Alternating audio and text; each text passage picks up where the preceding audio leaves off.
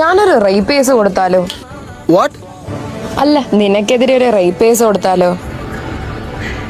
എന്തിന്? അല്ല, നീയും ഞാനും കുറച്ചു നാൾ മുന്നേ റിലേഷൻഷിപ്പിലല്ലായിരുന്നോ?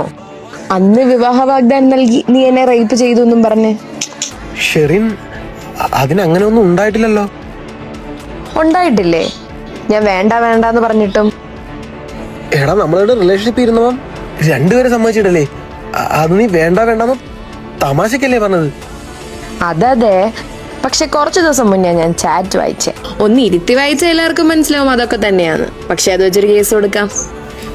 എടാ, റിലേഷൻഷിപ്പ് നിർത്തിയ നീയല്ലേ? ഞാൻ നിന്റെ കാല് പിടിച്ചില്ലേ?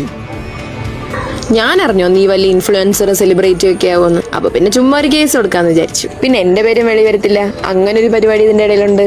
ഷെറിൻ, നീ എന്തൊക്കെയായി പറയുന്നത്? നിനക്ക് എന്താ വേണ്ട ശരിക്കും? എന്താ ചോദിക്കാത്തേന്ന് ആലോചിച്ചിരിക്കുവായിരുന്നു.